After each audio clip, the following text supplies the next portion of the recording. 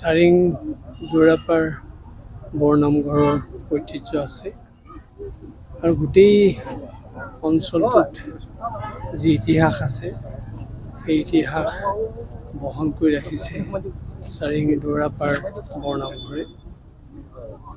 এফালে ক'বলৈ গ'লে সাহিত্য, আনফালে সংস্কৃতি আৰু ধৰ্ম, এই গোটেইকেইটা কথা চাৰিং অঞ্চলটোত জড়িত হৈ আছে। ইয়াত জন্মগ্ৰহণ কৰা পুৰুধা ব্যক্তিসকলৰ কথা সকলোৱে জানে।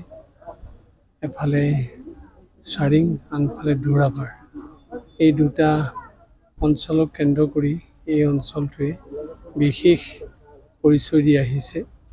আৰু আজি আমি সঁচাকৈয়ে ঐতিহ্যমণ্ডিত চাৰিং যোৰাপাৰ বৰনামঘৰৰ এই তোৰণ ভাগি উন্মোচন কৰিবলৈ পাই নিজে কৃতাৰ্থ মানিছোঁ। আমি সকলোৱে জানো যিকোনো এটি অনুষ্ঠান পৰিচয় দিবলৈ হ'লে বাটচৰা, কৰাপাত তথা তোৰণ লাগিব।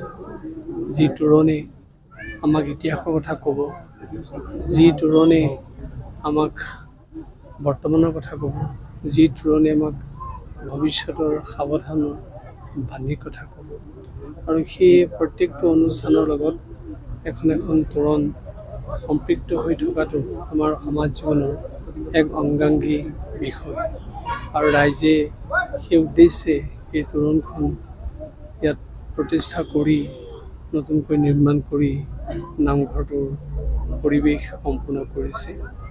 আৰু আমি আশা কৰিছোঁ এই তোৰণখন এখন সাধাৰণ তোৰণ নহয়, যিহেতু ৰাজপথত এই তোৰণখন নিৰ্মাণ কৰা হৈছে। ইয়াৰ তলেদি যোৱা সকলো লোকেই সন্তৰ্পণে প্ৰৱেশ কৰিব। আৰু যদি অসংযত হৈ প্ৰৱেশ কৰে, সেই ভূকুণ্ঠত থকা হিৰণ্যকশিপুৰ দৰে হয়তো মানুহৰ দশা হ'ব পাৰে। গতিকে আমাক সেই আধ্যাত্মিক কথাও তোৰণখনিয়ে সোঁৱৰাই দিছে।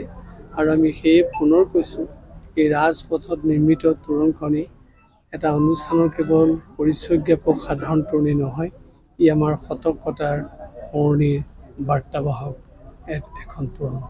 আৰু আমি আশা কৰিছোঁ যে এই তোৰণখনে আমাক এই অঞ্চলটোৰ ইতিহাসৰ লগতে নামঘৰটোৰ ইতিহাসৰ লগতে আমাক ভৱিষ্যত কাৰ্যপন্থা সাৱধানে লোৱাৰ ক্ষেত্ৰত বহু গুণে সহায় কৰিব। আৰু এটা প্ৰশ্ন সোধোঁ।